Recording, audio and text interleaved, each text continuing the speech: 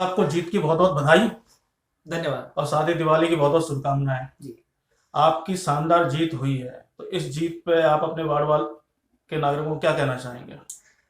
सबसे पहले तो अखिलेश जी, मैं आपका धन्यवाद और शुक्रिया अदा करना चाहता हूँ कि आपने मुझे इस योग्य समझा कि आपके चैनल के थ्रू मैं अपनी बात आम जनता तक, आम लोगों तक, अपने मतदाताओं तक पहुँचा सकूँ। तो सबसे पहले तो आपका धन्यवाद।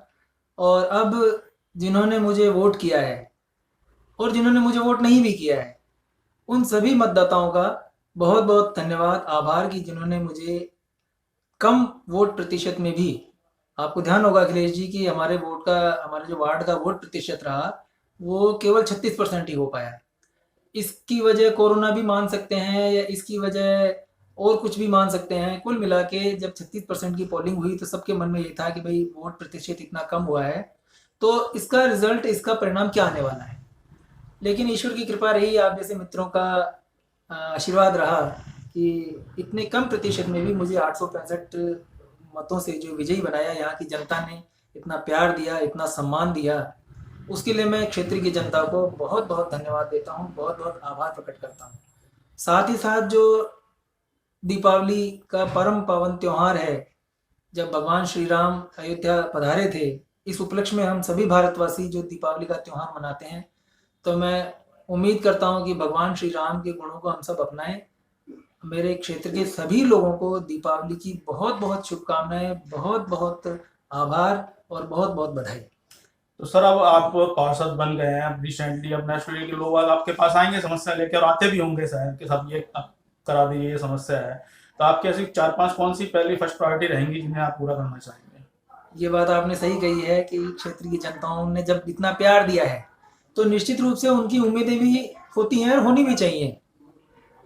सबसे पहले मैं आज ही, आप देख सकते हैं मैंने इसकी फेसबुक पोस्ट भी की है, जो यहाँ के एसआई हैं, सैनिटरी इंस्पेक्टर लालचंद जी, उनको साथ में लेके मैंने मोटरसाइकिल पे पूरा एक चक्कर काटा क्षेत्र का, और जहाँ जहाँ कचरा पड़ा था, जहाँ जहाँ से जो जो हो सकता था, मैंने उनको इंस्ट्रक्शन दिए और काम हुआ भी है। अभी वो मुझे आके बता के भी गए हैं, मैं खुद देख के भी आया हूँ। अच्छी सी सफाई उन्होंने की है। सफाई, क्योंकि दीपावली का त्यौहार है तो दीपावली पे मैंने उनको ये खास इंस्ट्रक्शन दिए थे कि दीपावली का त्यौहार किसी के भी घर के आगे कचरा ना पड़ा रहे, इस बात का खास ध्यान रखा जाए। साथ ही साथ मैंने बिजली वाले को भी बोला है कि कोई भी ट्यूबलाइट बंद ना रहे, क्योंकि दीपावली प्रकाश का पर्व है। लोगों का उत्साह इस बात से प्रकट होता है कि कौन कितनी दिए जलाता है, कौन कितनी बिजली की लड़ियां जलाता है। तो लाइट किसी की बंद ना रहे और किसी के घर के आगे कचरा ना रहे, ये तो मेरी इन 2 दिनों का मेरा काम है। जो परसों तो हम लोग आए थे अपने क्षेत्र में, इन 2 दिनों का काम है। अब जो मैंने अपना एक तरह से मैनिफेस्टो तो नहीं कहना चाहिए, अपनी जो मेरी प्राथमिकता है जो आप पूछ रहे हो, वो है एक तो सारे पार्कों की जो पार्कों की जो लाइट्स हैं, वहाँ पे क्या है, अंधेरा रहता है। अंधेरा होने की वजह से असामाजिक तत्वों का जमावड़ा वहाँ हो जाया करता है अक्सर। मेरा दीपावली के बाद जब मैं फुल्ली इस काम को ग्रैब कर लूँगा, तो मेरी प्राथमिकता यही रहेगी कि सारे पार्कों की लाइट प्रॉपर हो जाएं, ताकि वहाँ पे इस तरह के असामाजिक तत्वों का जमावड़ा, समाज कंटकों का जमावड़ा न रहे। उसके अलावा मैं आज इंचार्ज साहब से, सुरेंद्र जी से मिल के आया हूँ, और मैंने उनसे ये भी निवेदन किया है कि क्षेत्र में थोड़ा सा गश्त बढ़ाई जाए, क्योंकि हमारी जो महिलाएं हैं, हमारी मातृशक्ति है, हमारी आधी आबादी है, वो सुरक्षित महसूस कर सके, वो सम्मानजनक अपने तरीके से घूम सके, वो और बिल्कुल खुले आज़ादी से अपने मुक्त विचारों से वो काम कर सके, आ जा सके, पार्कों में बैठ सके, घूम सके। ठीक है। और उसके बाद जो है, मेरा सीवरेज की बहुत बड़ी समस्या है। अभी थोड़ी देर पहले ही मेरे पास 2-3 कंप्लेन आई थी, वो मैंने आगे इंस्ट्रक्शन दे दिए हैं।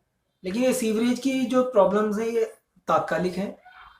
इसकी इसका बड़ा निवारण, सही तरीके से निवारण, तो ये सीवरेज लाइन बदलने से ही होगा। अभी चूंकि बोर्ड की बैठक नहीं हो पाई है, अभी तो एक तरह से अस्तित्व में आया ही है ग्रेटर निगम का बोर्ड।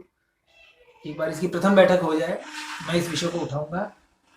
क्या हो सकता है, बजट कहाँ से आएगा, क्या समस्या है, क्या इसमें हो सकता है, इसकी पूरी जानकारी मैं आपको बाद में ही दे पाऊंगा। लेकिन मेरी प्राथमिकताओं में है ये कि जो सीवरेज की समस्या है, इसका परमानेंट सॉल्यूशन निकले। तात्कालिक सॉल्यूशन तो हम निकाल ही देते हैं, ऐसा ही को फोन कर देते हैं, वो आ जाता है, अपना खींच के ले जाता है, वो एक तरह से मरहम एक वो। लेकिन ये जो मैं कहना चाहूँगा कि ये जो मालवीय नगर कि ये समस्या नासूर बनती जा रही है, बन गई है एक तरह से। तो इस नासूर का हल सीवरेज लाइन बदलने से ही होगा। हम यहाँ के एमएलए साहब से, यहाँ के एमपी साहब से भी बात करेंगे कि अगर बजट की कोई समस्या है तो उनसे भी बजट लेने की कोशिश करेंगे। और महापौर हमारा ही बना है डॉक्टर सोमय गुर्जर, उनका भी मैं बहुत बहुत आभार प्रकट करता हूँ। उन्होंने बहुत अच्छे से इस निगम को आज उन्होंने पदभार, उनको बधाई भी देता हूँ और उम्मीद करता हूँ कि वो हमारी जो क्षेत्र की जनता है उनका विशेष तौर पर ध्यान रखेंगी और इस सीवरेज की समस्या को हल करने में हमारी पूरी मदद करेंगे। चलिए, एक समस्या और आ रही है पार्षद साहब, 250 पार्षद तो जयपुर में बन गए, उनके कार्यालय नहीं है, बैठने की जगह भी नेशनल एक पार्षद कार्यालय होना चाहिए। तो ये समस्या है, आप लोगों को थोड़ा सा सफर करना पड़ेगा, हो सकता है जो भी निगम का, तो उसके बारे में आप क्या कहना चाहेंगे? देखिए, ये समस्या तो है क्योंकि काम करने का कार्यालय तो होना चाहिए। अब जैसे वार्ड 53 था पहले, ये उसके 2 हिस्से हो गए। इस 53 का जो वार्ड कार्यालय था वो दूसरे वार्ड में चला गया। अब एक तरह से तो अब हम जाके बैठे तो कोई मना नहीं है, लेकिन वो उसका ठीक संदेश नहीं जाएगा, काम नहीं हो पाएगा। तो हमने कोशिश की है अभी 2 एक, जैसे यहाँ के सामुदायिक भवन है, एक यहाँ पीछे सेक्टर 4 में ही एक वो सरकारी एक भवन पुराना था बना हुआ है, उसको भी देखा है। उसको साफ सफाई करके काम चलाएंगे, काम तो करना ही है।